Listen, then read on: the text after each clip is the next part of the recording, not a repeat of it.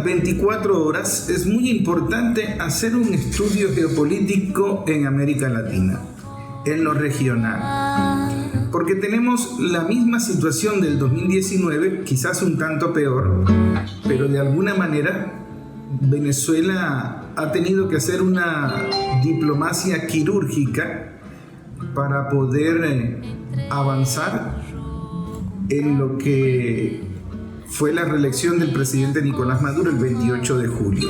En esta oportunidad hay dos espacios claves desde donde nos están atacando, y por eso es importante que usted considere estudiar lo que sucedió en la región en los últimos años y los personajes que intervinieron en ella.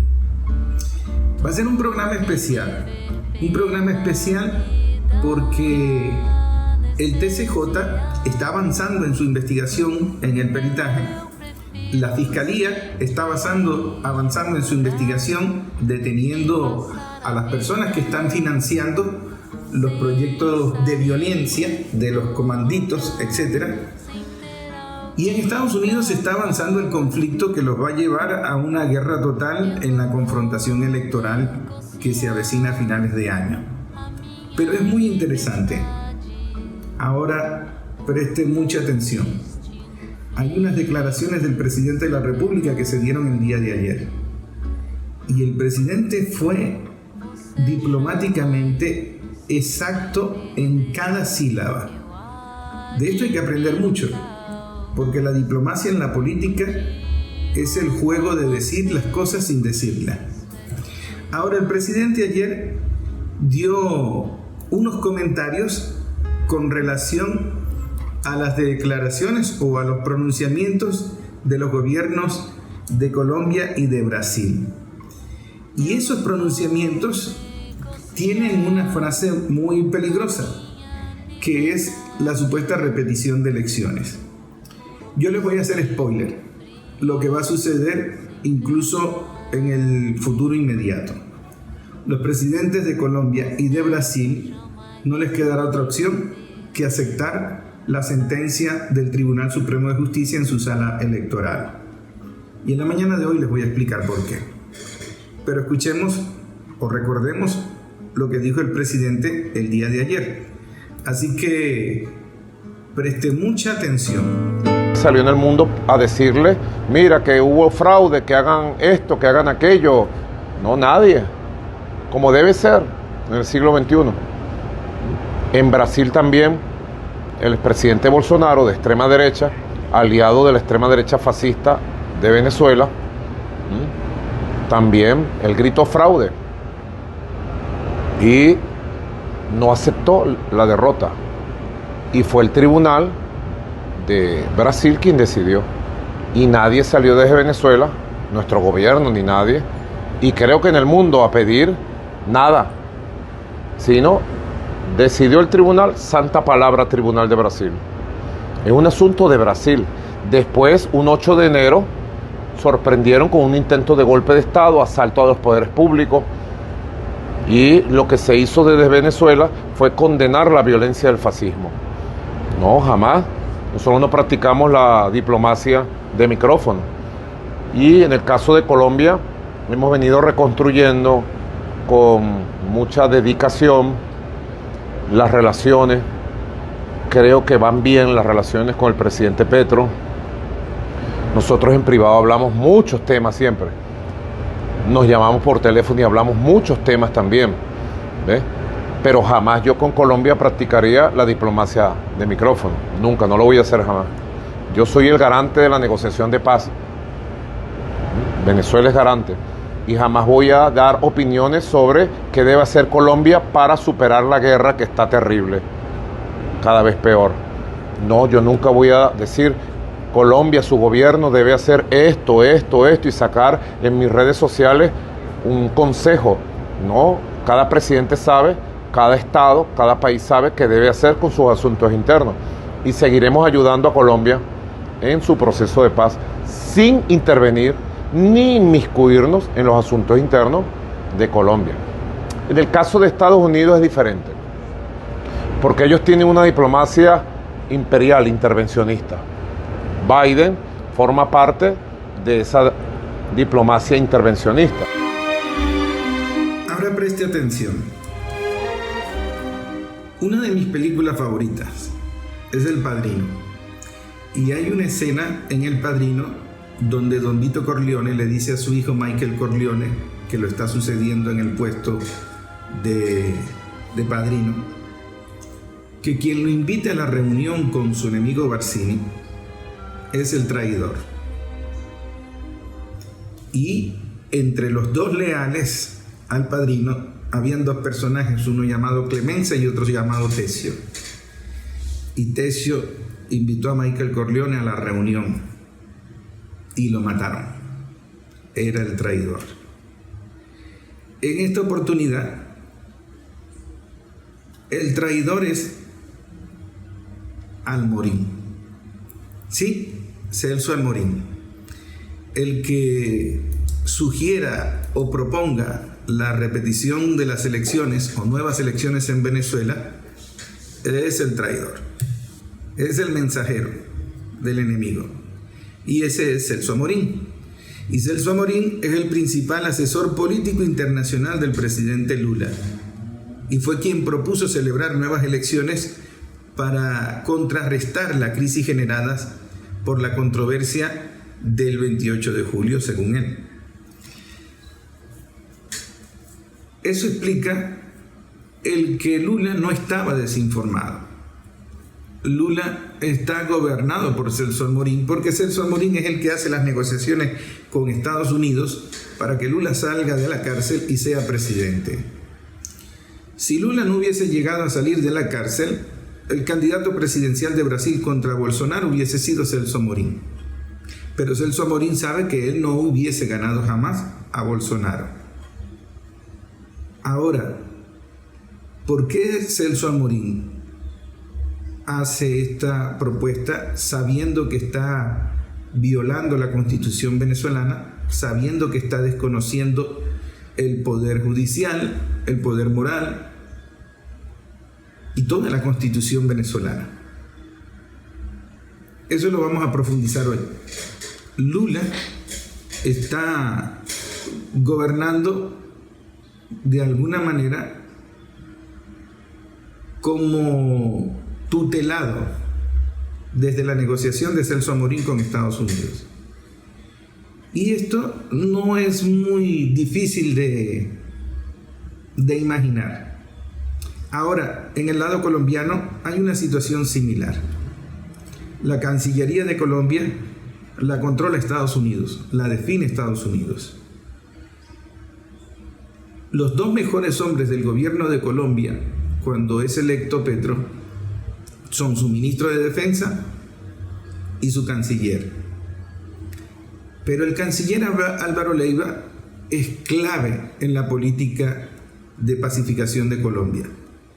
Es un hombre que tiene más de 30 años trabajando por la paz de Colombia. Se conoce a todo el mundo. Tiene experiencia, tiene conocimiento. Y Estados Unidos lo primero que hizo fue quitar al canciller de Colombia. Y le puso un mensajero, que es el actual canciller. Entonces tenemos a Brasil y Colombia con dos asesores internacionales de la política internacional para ambos presidentes, llevándolo a los escenarios que busca Estados Unidos en América Latina. ¿Por qué razón lo hacen? Por supervivencia política. ¿Supervivencia política en qué sentido? Brasil tiene una deuda pública que no permite gobernar a nadie. Es decir, todo lo que ellos producen está destinado a pagar la deuda. Y es una deuda que prácticamente manejan a su antojo las empresas privadas de Brasil. De manera que Brasil está desesperadamente por quedar bien tanto con China como con Estados Unidos. Está en los BRICS, no puede salirse de los BRICS, pero tampoco puede desatender a Estados Unidos, porque el entramado privado de Brasil depende mucho de esa política hipócrita de mantenerse comiendo de todos lados. No sé hasta cuándo le pueda durar esa política a la izquierda brasileña, si es que a eso se le puede llamar izquierda. En el caso de Colombia está un poco más complejo, y el presidente lo dijo, porque la pacificación de Colombia no se puede desde la Casa de Nariño si no controlas el ejército, si no controlas la fiscalía y si no controlas otros poderes públicos y otros organismos como la policía. Y si no logras vencer el poder económico militar del narcotráfico y su territorio. Entonces, el gobierno de Colombia, ¿cómo puede pacificar un país? ¿Cómo puede hablar de producción ecológica, hablar de una producción sin petróleo o una economía verde? Son discursos hermosos, poemas políticos, pero inaplicables en la realidad.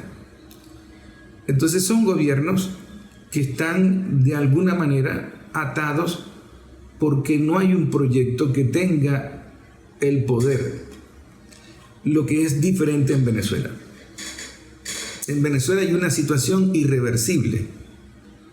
Maduro no puede violar la Constitución, no puede repetir las elecciones, ni siquiera bajo hipnosis, porque él sabe que el voto duro que le dio la victoria el 28 de julio no es precisamente el voto nómina.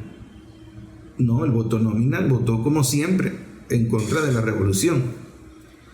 Pero el voto duro es el de la identidad chavista, que estudia la geopolítica, que comprende el proyecto, que sabe de qué va la participación protagónica, que sabe de qué va la soberanía, que sabe de qué va los BRIC, que sabe de qué va todo este escenario de buscar una autonomía. Y ese pueblo es el que sale y vota, y es el que jamás vota por la oposición y jamás hace negociaciones con la oposición. Además de eso, cuando el pueblo llega al poder y cuando Chávez le da un rol a cada quien en la revolución, y le dice a la mujer: mira, tú puedes hacer política, puedes participar, puedes cuidar a los niños, pero puedes hacer política. Cuando le dice a los pensionados: mira, tú puedes seguir haciendo política.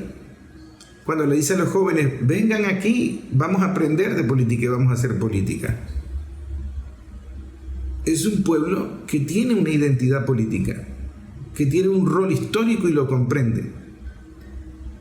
Entonces, es un pueblo que ha adquirido cargos de concejal, de diputado, de director en alguna alcaldía, de director en alguna gobernación.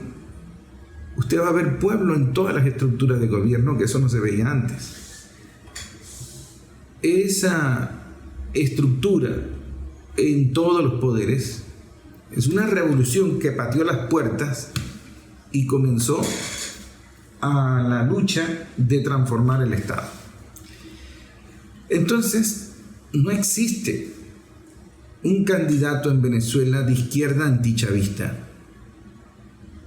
y no existe la posibilidad de que puedas engañar al pueblo en ese accionar antichavista con las banderas de Chávez, porque la gente no es pendeja.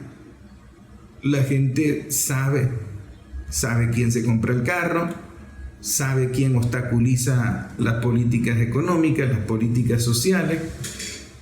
Entonces, a pesar de que Fedecámaras y otros organismos gremiales han intentado suavizar el acabado neoliberalismo, que fue una pesadilla terrible para América Latina, ellos no han podido desmontar la política social de la revolución.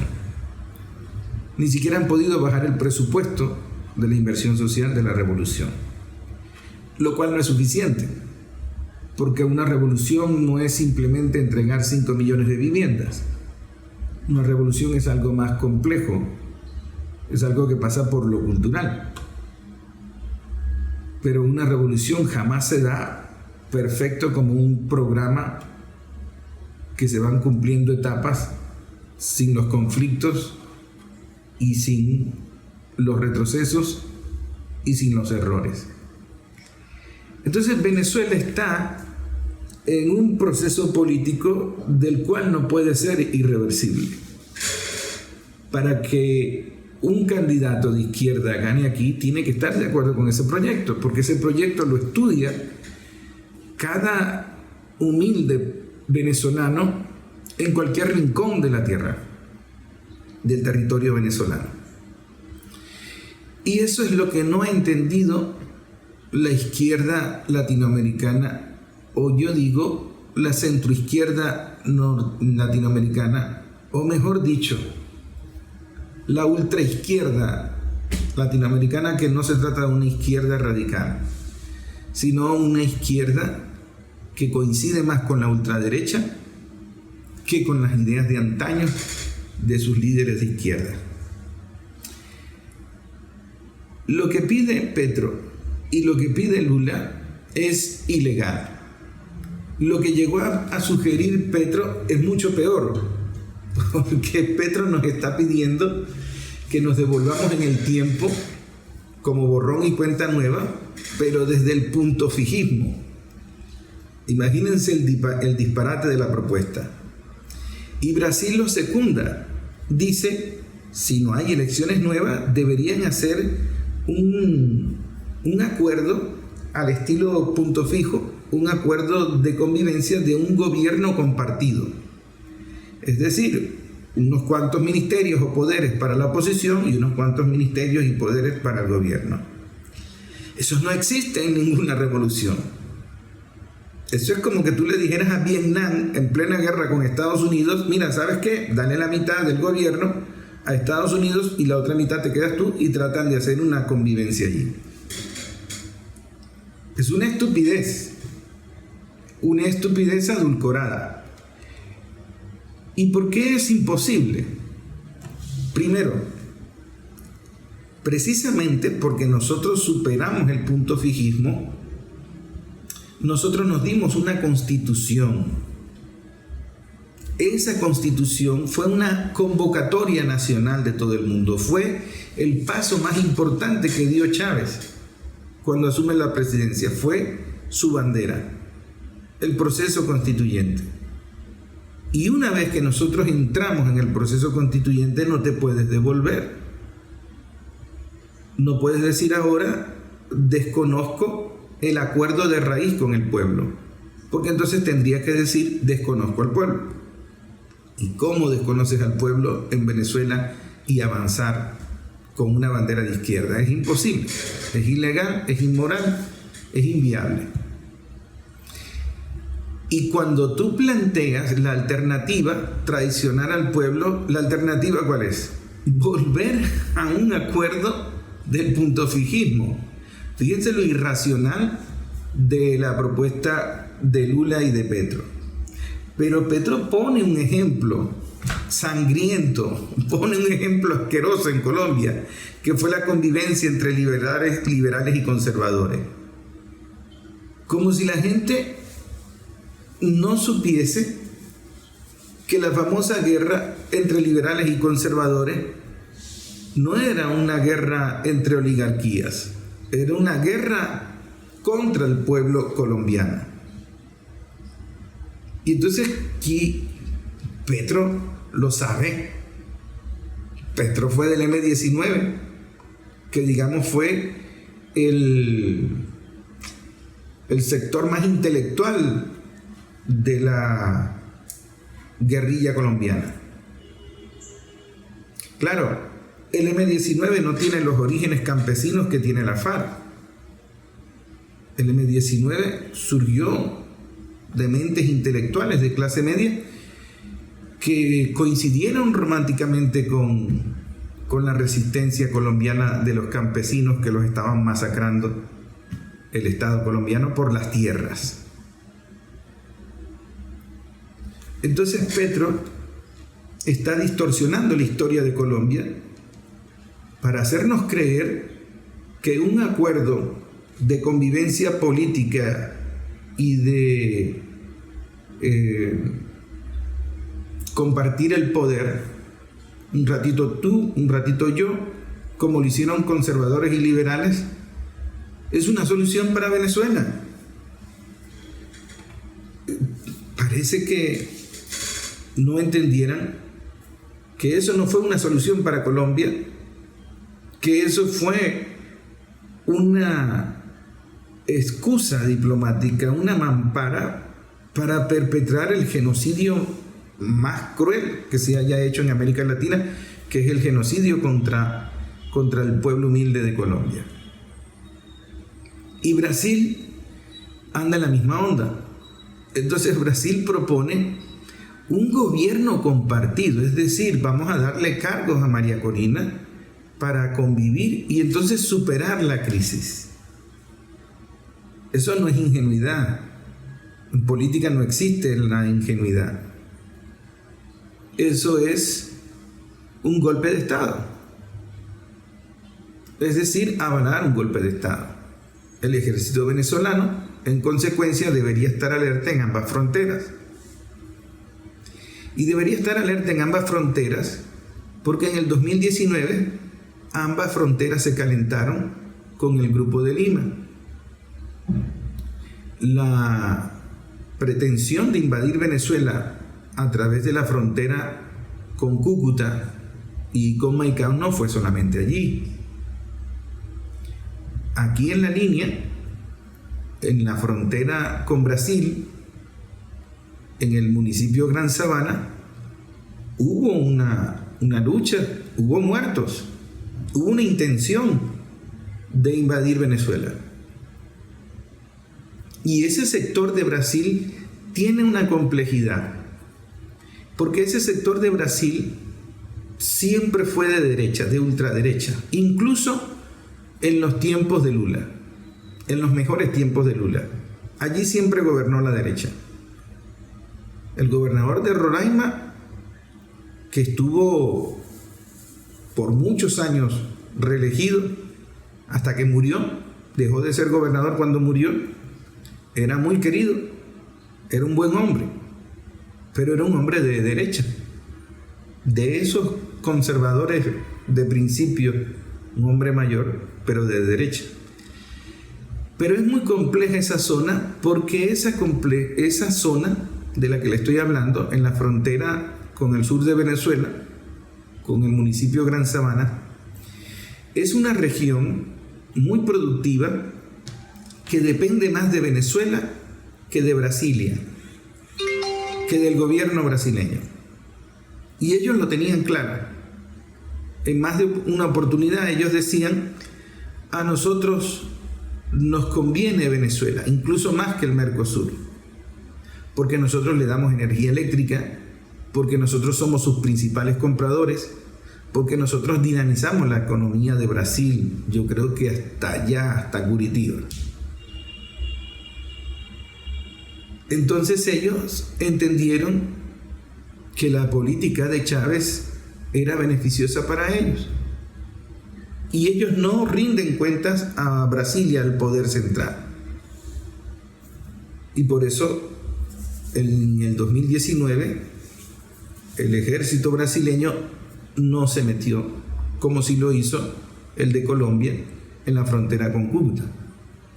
Sin embargo, eso no quiere decir que sean de izquierda y sean revolucionarios, son de derecha.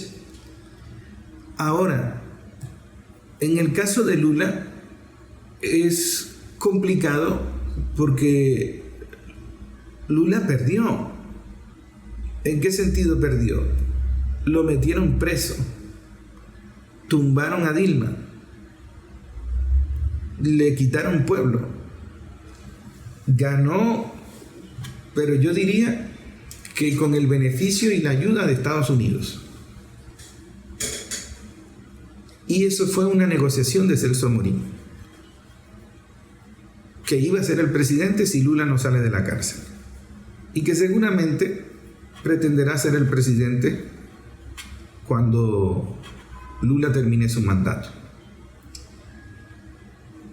Brasil, como les dije, tiene una deuda pública que no le permite ni siquiera entregar una naranja a los niños de Brasil,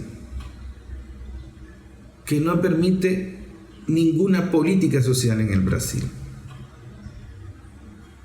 Y todos dependen, cómo no, de las inversiones de transnacionales, de las migajas, del gran emporio industrial del Brasil, el gran monstruo del Brasil.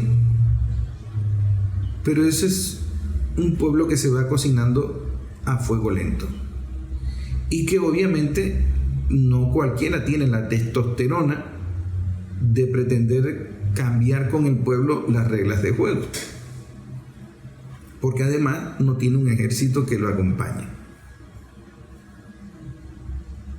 Celso Amorín es el traidor. Celso Amorín es el que le dijo a Lula que el CNE había sido fraude, le dijo que había que publicar las actas, y como ahora sabe que el TCJ tiene la verdad, absolutamente la verdad, y no hay nada más allá del Poder Judicial del TCJ, está proponiendo un adelanto, una repetición de elecciones. Se olvidaron de las actas. Cuando el presidente entregó las actas y la oposición se presentó en el TCJ y dijo: yo no tengo actas, entonces ellos cambiaron el discurso de las actas y dijeron que repitan las elecciones. Y si no van a repetir las elecciones, que compartan el gobierno.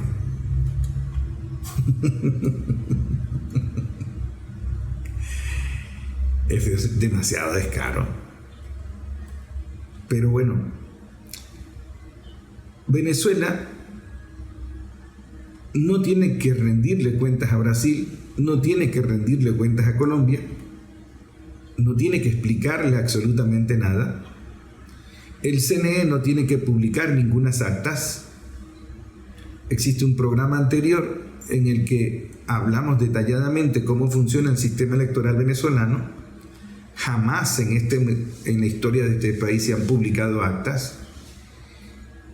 Y lo que corresponde en el cronograma electoral del CNE es la publicación total de los datos electrónicos del resultado total mesa por mesa, que tiene 30 días para hacerlo.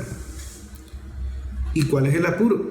Si ahora hay un peritaje, una investigación de la Sala Electoral del Tribunal Supremo de Justicia, donde está evaluando acta por acta y donde está evaluando todo el sistema electoral, incluso las denuncias de intentos de sabotaje.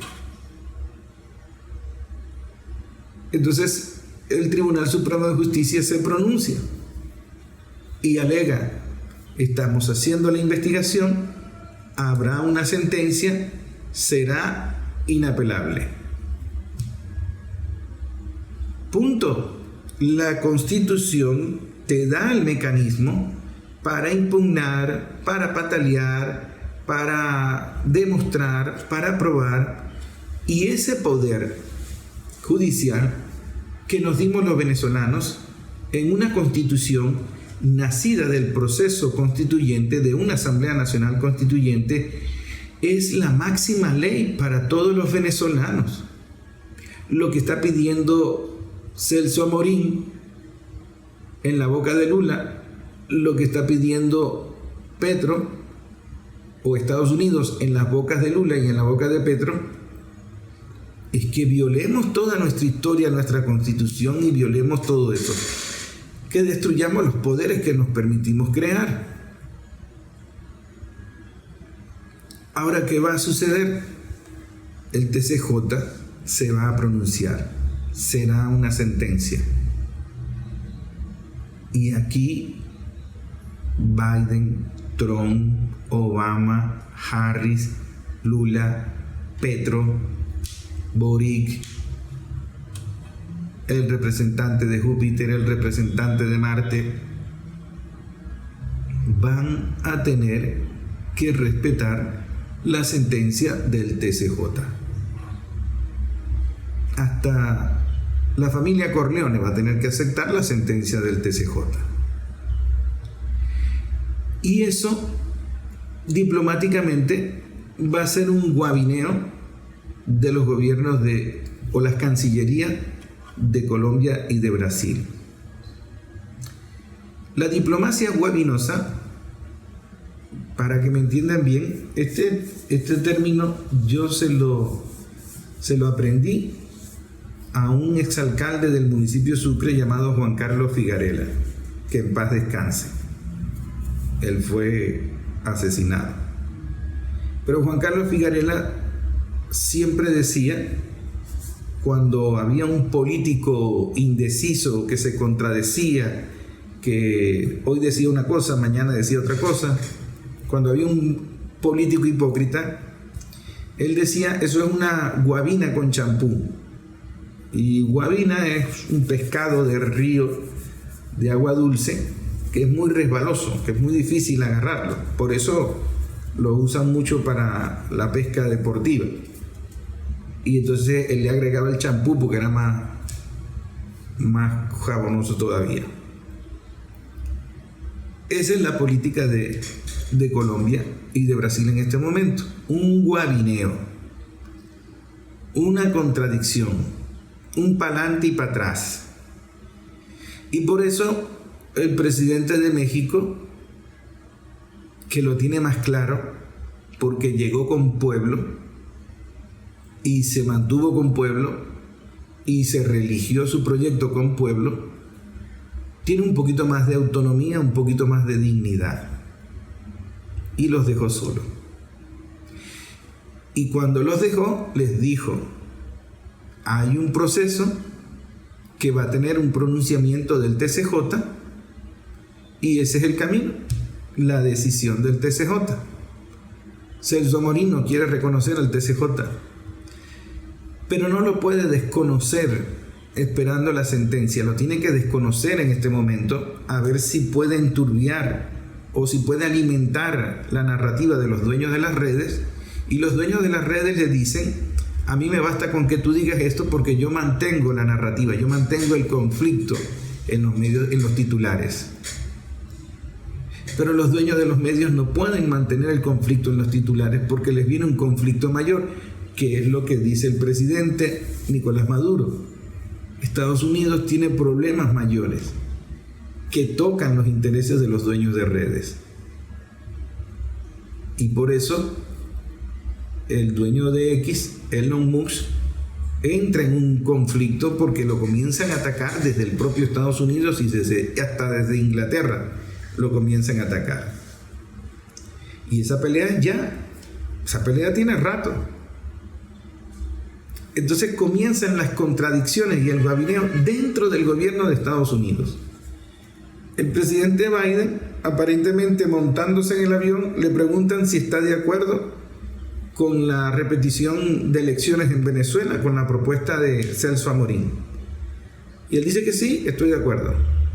Y luego viene una estructura de la Casa Blanca a decir que eso no fue lo que él quiso decir.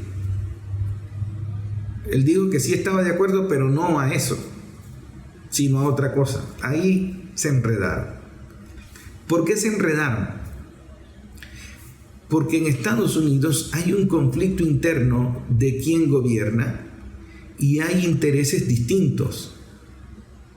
Están los intereses de la venta de armas, están los intereses de lavado de dinero, tienen una deuda pública impagable, y están los intereses del consumo energético en plena guerra mundial. Necesitan petróleo cercano, petróleo barato y petróleo que es vital para continuar los conflictos en el mundo. Fíjense cómo Yemen, que les ha tumbado de cada rato un barco, que les prohíbe el transporte de petróleo, una fuerza tan chiquita como los yemeníes, que ha aguantado miles y miles de bombardeos de todo el mundo, bombardeos de Inglaterra, bombardeos de Estados Unidos, bombardeos de Emiratos Árabes, bombardeos de todo el mundo. Y sigue tumbando barcos. Pero cuando tumba barcos, le complica la vida energética a Estados Unidos. Le pone el transporte más caro, le reduce el transporte de petróleo. ¿Y qué va a hacer con Estados Unidos? Levantar otro conflicto con Venezuela. Perder los contratos que tiene Chevron con PDVSA. Necesita negociar. Pero hay otro sector que le importa un bledo los intereses petroleros porque tiene otro tipo de riquezas. Los dueños de las redes, a través del algoritmo, han creado otro tipo de riquezas, otro tipo de ingresos. Y crearon, como quien dice, envenenaron el capitalismo. Ellos inventaron el bendito algoritmo que convierte deuda en un activo. No me voy a extender mucho en esto porque es una explicación económica compleja, pero les voy a dar un ejemplo de cómo hacen dinero de la nada y cómo los pone en confrontación con otro sector económico dentro de Estados Unidos en una guerra a muerte. Y esa es la pelea interna que tienen ellos. Cuando ellos inventan el algoritmo de la deuda, yo lo voy a llamar así, el algoritmo de las deudas, es un truco muy sencillo. Ellos, ¿se acuerdan cuando las burbujas estallaron, la burbuja inmobiliaria, la burbuja.com, la burbuja X? Esas burbujas significaban deudas, que estaban sobrevaloradas las acciones porque las deudas que tenían esas empresas eran deudas que se estaban maquillando y las presentaban como activos, no como deudas. En el sector inmobiliario funcionaba así. Voy a tratar de ser lo más coloquial para que me entienda. Usted es una empresa o un banco. Usted es un banco. Y entonces usted le presta dinero a una familia para que compre una casa. Y esa familia tiene una deuda con usted. Cuando esa familia le paga y le paga los intereses, usted hace otros negocios y los invierte. Pero es una deuda. Con el algoritmo, ellos convirtieron esa deuda en un activo. Es decir, ellos vendieron la deuda. Y ellos dijeron, mira, tengo 20 familias que me deben tanto por unas viviendas que compraron a crédito. Yo te vendo esas deudas, valen tanto, y tú las puedes incluso negociar, las puedes revender. Y usted no compra deuda, o sea, usted no va y dice, mira, yo te compro la deuda de alquiler que tienes allí, o te compro la deuda que tienes con el banco. Pues ellos vendían esa deuda. Y entonces, en la medida en que la deuda era mayor, la venta era mayor. Yo no sé si le llaman capitales de riesgo o lo que sea. Pero como ganaban dinero sin producir una papa, ellos comenzaron a dar más créditos, a generar más deudas. Y entonces le vendían una casa a crédito a una familia que ni siquiera trabajo tenía. Entonces los bancos empezaron a entregar casas, carros a todo el mundo, y la familia pobre, que si le entregabas una casa hermosa, fiado, pues ellos la agarraban. Ellos sabían que ellos no iban a pagar eso, pero iban a vivir allí en esa casa hermosa. Y entonces un pocotón de familias que no tenían trabajo, que no tenían las condiciones mínimas para recibir un crédito de uno de estos bancos, los bancos sin embargo se lo daban. ¿Por qué? Porque automáticamente los bancos no perdían, convertían la deuda en un activo, lo revendían, y al final, si la familia no pagaba, los echaban a la calle y le quitaban la casa. Y usted comenzó a ver el drama de los desahucios de familias en Estados Unidos que tenían 30, 40 años viviendo en una casa, pagando una deuda impagable, y luego los echaban a la calle. Y la casa vacía, y los echaban a la calle. Ese fue el drama de la burbuja inmobiliaria. Cuando eso explota, porque el último comprador de la deuda sabe que jamás le van a pagar, que jamás va a recuperar ese dinero, que le quedó la papa caliente en la mano, se desplomó y explotó esa burbuja. Era un robo. Y eso lo hicieron a través de un algoritmo. Creo que lo inventó un experto matemático de la India. Entonces, el capital financiero comenzó a hacer el mismo truco en todas las áreas, incluso las .com. Y ese poder millonario, que lo tiene Facebook, lo tiene Spotify, lo tiene Google, lo tiene YouTube, no producen nada. Ellos no son petróleo. Ellos usan derivados del petróleo para producir el teléfono, lo que sea. Pero ellos están en el área de servicios, llaman ellos. Ese no es ningún área de servicios. Eso es un área de estafa, de mentiras. Y hacen mucho dinero con los benditos algoritmos financieros. Ese grupo económico globalista que quiere llevar esa economía virtual a todo el planeta y quiere llevar ahora gobiernos virtuales a todo el planeta, y ahora se inventa un CNE con una página web que ellos se crearon, y eso, según ellos, va a regir por encima de la Constitución venezolana, son los que están en guerra con Estados Unidos. Y están en guerra con otro sector económico, pero que produce de otra forma. Es una guerra entre capitalistas, que es lo que dice Nicolás Maduro. Ellos tienen sus conflictos. Bastantes conflictos tienen ellos, y ahí no se sabe quién va a ganar y quién va a gobernar. Y ese es el problema que tiene Estados Unidos. ¿Y qué está haciendo esta ultraizquierda en Brasil, en Colombia, en Chile? Están negociando.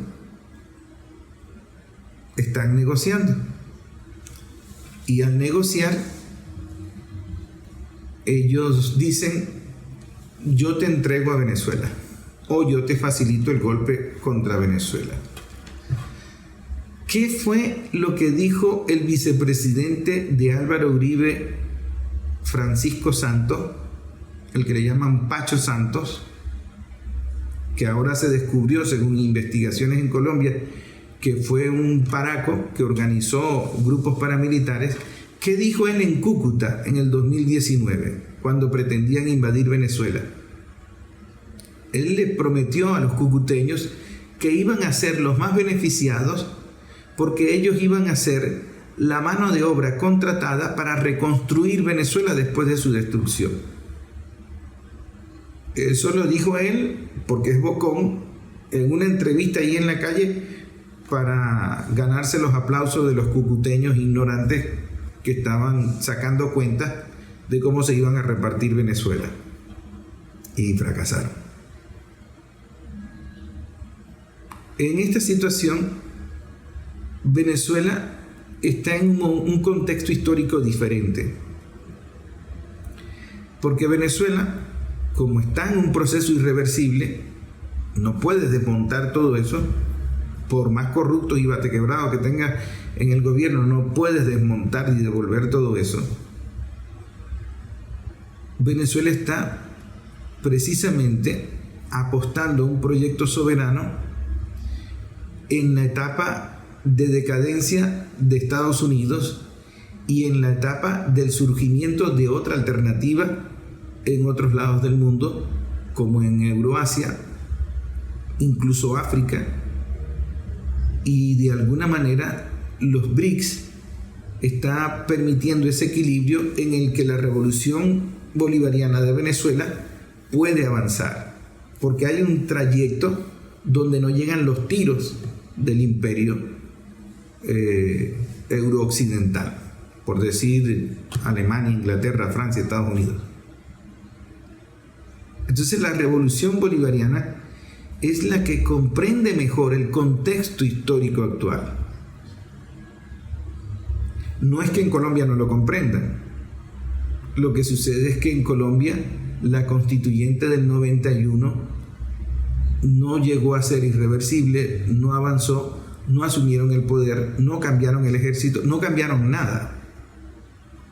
Pero es que ni siquiera el fiscal lo pudo cambiar el presidente.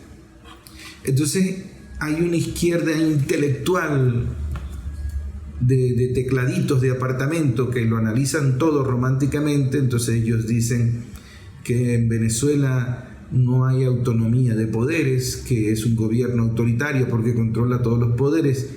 No, lo que sucede en Venezuela es que esa ideología de soberanía, de patria, está presente en todos los poderes. No siempre fue así.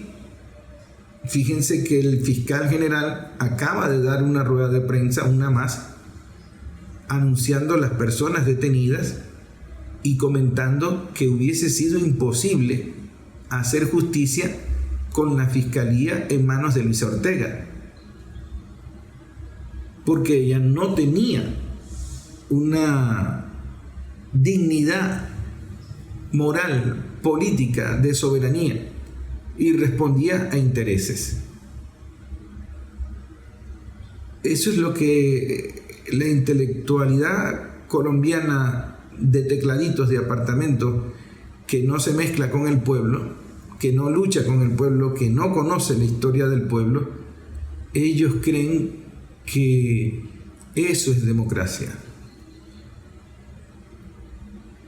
Y eso no es democracia, eso es estupidez, porque tú no puedes tener un poder judicial que responda a los intereses de Estados Unidos, como sucede en Colombia, como sucede en Brasil, como sucede en Argentina.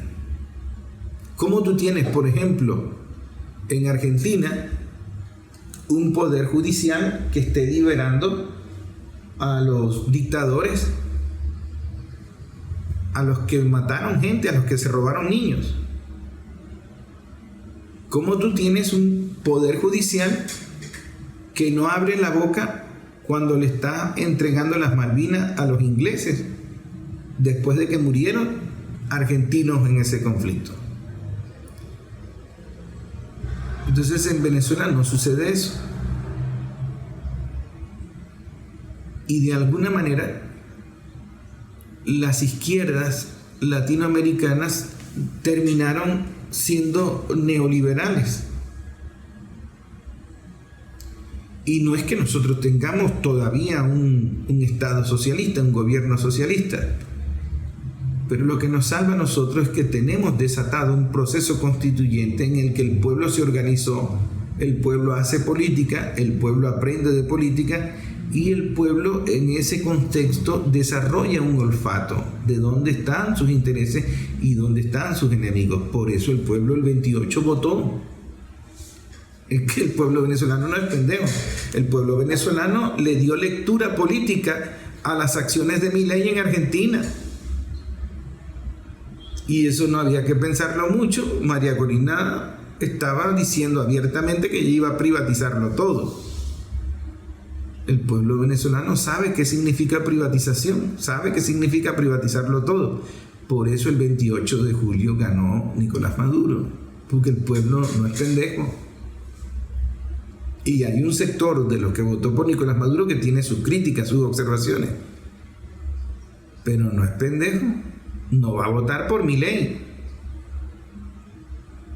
Aquí el candidato era Milei, no Milei como persona, que es una persona que no significa nada en la historia, porque las ideas tampoco son de él. Él no se gobierna solo, él no es el que decide eso. Él es el mensajero, como María Corina es el mensajero. Ellos no son políticos, a ellos les imponen políticas y ellos ejecutan políticas con discursos que les dan y con el apoyo virtual de los dueños de redes sociales. Venezuela no es un pueblo que hace errada lectura de la geopolítica mundial. Y entonces Venezuela estudia a Estados Unidos en el sentido de que Estados Unidos, que es muy torpe en su narrativa, porque dice una cosa, después dice otra, y esas contradicciones son muy fáciles de desenmascarar. Entonces el pueblo hace lectura de la geopolítica y en consecuencia viene aprendiendo de política. Este pueblo venezolano va a defender la sentencia del TCJ porque va a defender el poder que creó en el proceso constituyente, y esa constitución el pueblo venezolano la ha defendido durante estos 25 años.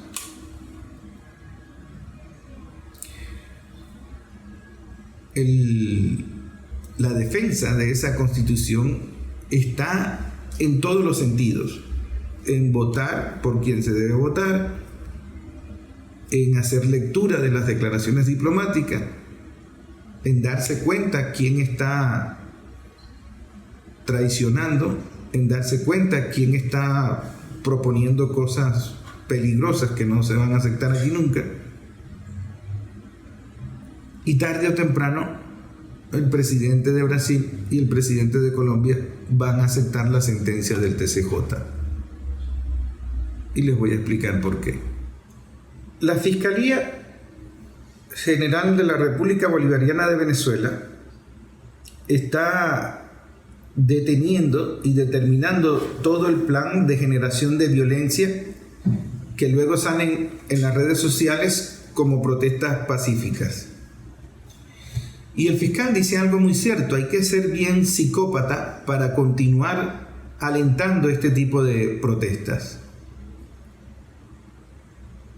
Cuando se detienen al ratón, se descubren a Gilbert Caro, se detienen a otros políticos que están financiando estos hechos de violencia, cuando se recupera el local de los emprendedores a quienes los guarimberos les destruyeron y les robaron su mercancía, les destruyeron sus locales, la revolución está venciendo la intentona de golpe de Estado.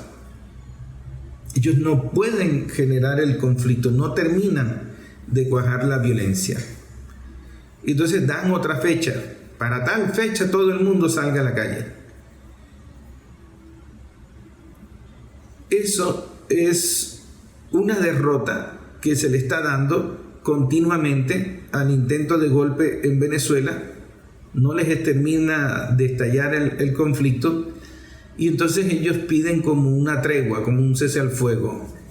Es decir, pero vamos a hacer una cosa: propongo un gobierno compartido, dale la mitad de los poderes a la ultraderecha.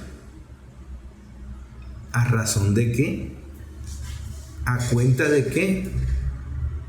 ¿Tú le vas a dar cargo y poder a una ultraderecha que ha intentado dar un golpe de Estado asesinando gente, quemando carros, quemando personas? ¿A razón de qué tú pides una impunidad tan descarada? Tan solo para que ese sector haga negocios con los recursos de Venezuela con esos grupos privados de Estados Unidos. Eso no tiene sentido, eso es absurdo. Entonces el presidente de la República remata diciéndoles que él no acepta injerencia de Estados Unidos, que ellos tienen sus conflictos, que Donald Trump está anunciando fraude en las próximas elecciones. ¿Cómo van a resolver eso ellos? Porque Donald Trump todavía no ha entrado con un candidato formal en una campaña y ya está diciendo que le van a hacer fraude. Ese conflicto lo van a tener que resolver, y en ese conflicto están involucrados los dueños de medios, los dueños de redes. Pero además existe un poder judicial y la presidenta del Tribunal Supremo de Justicia y presidenta de la Sala Electoral, Carislia Rodríguez, anunció ayer en la tarde que iniciaron la supervisión del peritaje del material electoral consignado ante el ente. Santa palabra. Cuando se termine esa supervisión, habrá sentencia. Se acabó el problema. ¿Qué más vas a alegar? Que hay que darle respuesta a la página web en Estados Unidos donde están otras actas publicadas. So what? ¿A mí qué me importa? Ese es el problema de ellos. El pasado 10 de agosto, con la sentencia número 29, la Sala Electoral emitió un fallo ordenando que se procediera al peritaje a todo el material de valor probatorio consignado en físico o digital relacionado con el proceso de elecciones presidenciales celebrado el 28 de julio. Ese material probatorio o material físico y digital con valor probatorio son todas esas actas, todos esos papelitos que firmaron los testigos, los jefes de mesa, los del CNE, que es lo que guarda en custodia el CNE. No lo publica, lo guarda en custodia como material probatorio físico para este tipo de situaciones. Resulta que el TCJ ya tiene todo eso. Lo que le entregó el CNE, lo que le entregó el presidente y lo que le entregaron los otros candidatos que perdieron en las elecciones del 28 de julio, menos los que apoyaron a Edmundo González, que está intentando dar el golpe. Porque ellos se presentaron allá y dijeron: yo no tengo actas. ¿Y por qué tú no tienes actas? ¿Tú no tenías testigos allí? Pero es que eso no lo coordiné yo. ¿Y quién coordinó eso? Eso lo coordinó Súmate. ¿Y quién carajo es Súmate? ¿Se dan cuenta que ellos van a una elección desconociendo el poder electoral y entregándole responsabilidades a un poder virtual, a un poder que no existe? Y entonces pretenden que el resto de venezolanos aceptemos la pesadilla de ellos como la realidad absoluta. Es un absurdo.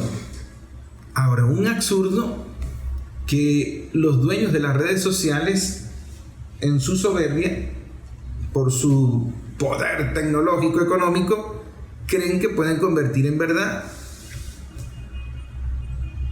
Ellos lo llaman metaverso, algoritmo, lo que sea. Son poemas de mal gusto. Lo que ellos están tratando es de crear un gobierno virtual, una burbuja política que les estalló en la cara el 28 de julio, pretendiendo que por crear ellos una realidad con sus granjas de bot, que por crear ellos un nuevo poder así de la nada, hay un nuevo poder, una página web donde se publican las actas, y eso va a sustituir el poder electoral, la sala electoral del TCJ y la constitución bolivariana de los venezolanos. ¿Cómo tú vas a sustituir todo eso por una página web virtual ahí que tú te creaste? Pues siendo así, yo les vendo petróleo virtual. La vida no es así. Y cuando el TCJ se pronuncie y cuando Nicolás Maduro vaya a la cita de los BRICS y cuando comience a firmar contratos para la venta de petróleo, el presidente de Colombia y el presidente de Brasil van a tener que aceptar la sentencia del TCJ. Entraron en un callejón sin salida que los va a obligar a aceptar la sentencia del TCJ. Celso Amorín probablemente intentará otra cosa en su negociación, porque Celso Amorín, en los tiempos de Chávez, era el representante de Brasil ante Estados Unidos en la negociación del ALCA. ¿Se acuerdan del ALCA? Que Chávez lo mandó al carajo. Celso Amorín era uno de los representantes de Brasil para el proyecto del ALCA en el gobierno de Cardoso.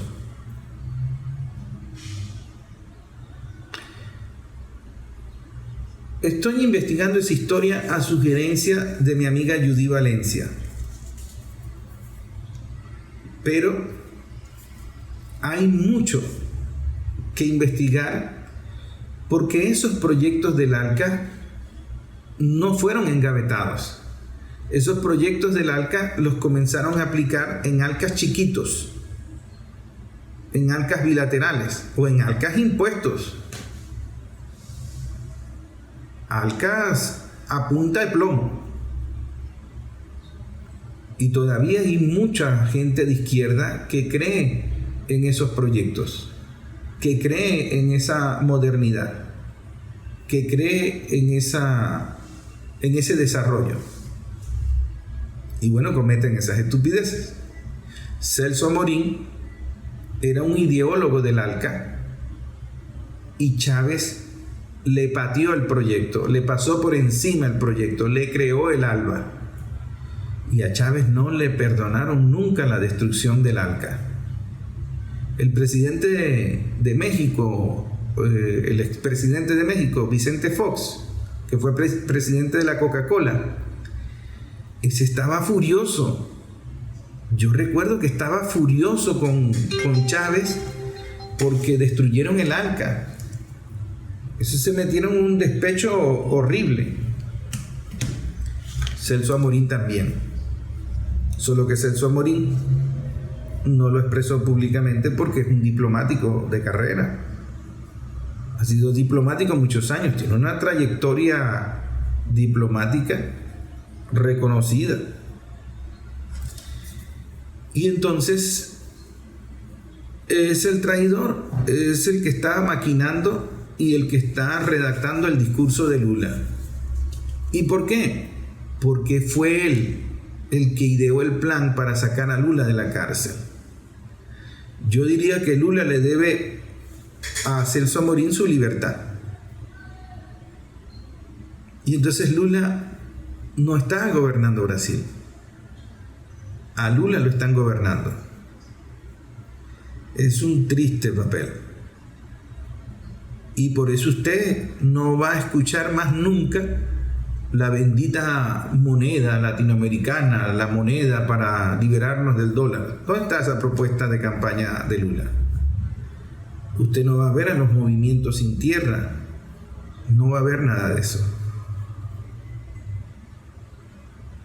Colombia es más interesante porque Colombia está más jodida que Brasil, tiene más enemigos. Petro está en un cruce de varios fuegos. Lo pueden matar en cualquier momento, si se les da la gana. No controla ejército, no controla fiscalía, no controla su gobierno, no controla cancillería. Tiene una disidencia de la FARC que sigue delinquiendo. Tiene un ELN que le está mamando gallo en esas relaciones de diálogos de paz. Tiene a unos paramilitares que están impunemente vivitos y coleando y continuando haciendo desastre. Se trajeron a Salvador Mancuso, les cayó en busto un pocotón de gente y salió en libertad. Y Álvaro Uribe, imagino que le están obligando a que resuelva los conflictos o lo terminan de meter preso por narcotraficante. Entonces Álvaro Uribe termina cual Pablo Escobar organizando atentados a diestra y siniestra y asesinatos a diestra y siniestra. Y el primero que tiene en la lista es Nicolás Maduro. Es decir, Álvaro Uribe está actuando como Pablo Escobar cuando estaba teniendo una lista de personas que iba a asesinar. Es muy delicado la situación en Colombia y por eso imagino yo que Petro y Maduro hablan constantemente. Pero Maduro, que es diplomático también, que conoce la historia de Colombia, que tiene información desde Colombia, que tiene información desde Brasil, que tiene información desde Rusia, que tiene información desde China, que tiene información desde Irán, que tiene información desde Estados Unidos. Él te dice calma y cordura. Venezuela siempre vence. Y Estados Unidos tiene que resolver muchos problemas. Los venezolanos resolvemos nuestros problemas con nuestras instituciones. Lula y Petro van a aceptar la sentencia del Tribunal Supremo de Justicia. Ese callejón sin salida en el que se metieron, proponiendo un gobierno compartido, un acuerdo de punto fijismo y proponiendo unas nuevas elecciones, los terminó de sepultar. Eso en Venezuela es ilegal, inconstitucional, inviable, pero sobre todo inmoral. Una propuesta de eso es inmoral e inaceptable. Y ellos no tienen fuerza moral, ni pueblo, ni armas para imponer semejantes disparates. Y si lo van a hacer a través de Estados Unidos, pues van a tener que esperar que se resuelva quién es el que va a gobernar Estados Unidos y en qué condiciones va a gobernar Estados Unidos. Bueno, yo creo que es un escenario para estudiar, para hacerle seguimiento y que de alguna manera usted esté bien informado. Es lo que hemos querido hacer el día de hoy con este programa. Soy David Medina, periodista, tu amigo. Espero que se haya entendido.